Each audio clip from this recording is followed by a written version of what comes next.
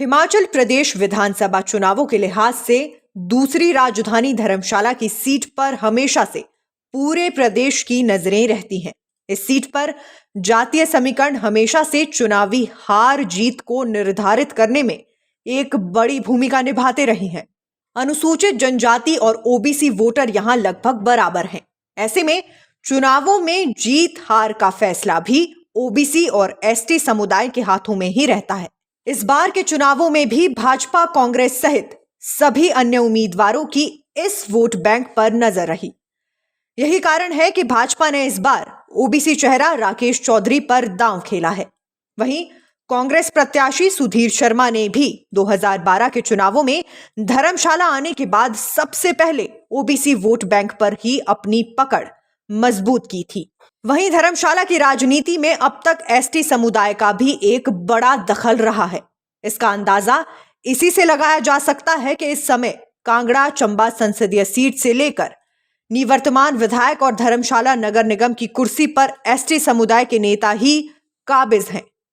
इसका कारण यह है कि एसटी वर्ग के सभी मतदाता आपसी सहमति के आधार पर एक तरफा वोट डालते आए हैं। ऐसे में जिस उम्मीदवार पर एसटी वर्ग का आशीर्वाद मिल जाता है उसको कुर्सी मिलना लगभग तय माना जाता है। इन चुनावों में भी एसटी समुदाय ने एक अहम भूमिका निभाई है। वर्तमान में धर्मशाला सीट भाजपा के हाथों में है। 2019 में हुए उपचुनावों में भाजपा के विशाल नहरिया विधायक चुने गए थे। साल 2017 में कुल 12 लोगों में इस सीट से मुकाबला हुआ था, जिसमें बीजेपी के किशन कपूर को 26,050 और सुधीर शर्मा को 23,053 वोट मिले थे।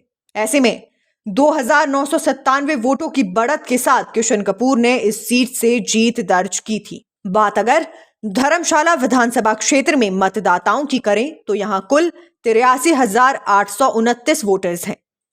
इनमें 42,359 पुरुष हैं और 41,669 महिलाएं शामिल हैं। धर्मशाला सीट पर कुल 84 पोलिंग बूथ हैं, जिनमें से 2 अति संवेदनशील हैं। यहां बात अगर जनता के अहम मुद्दों की करें तो हर चुनाव में धर्मशाला में पार्किंग की समस्या हमेशा से रहती है। वहीं धर्मशाला की डंपिंग साइट को शिफ्ट करने की मांग भी लंबे समय से उठ रही है। इसके साथ ही यहाँ की सड़कें काफी पतली हैं, जिसके कारण लोगों को हमेशा ट्रैफिक जैम का सामना करना पड़ता है।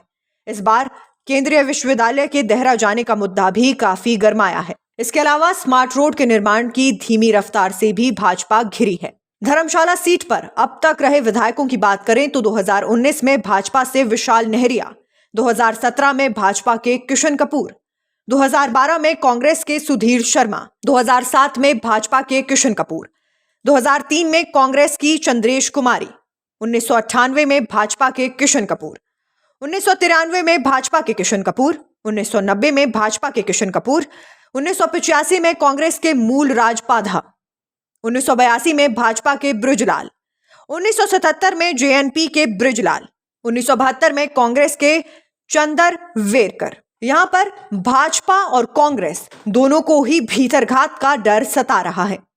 वोटिंग भी कम हुई है, तो फिर इसके क्या मायने निकाले जाएं? आम आदमी पार्टी भी मैदान में है, इसलिए सियासी पंडित भी सोच में पड़ गए हैं कि आखिर धर्मशाला में होगा क्या।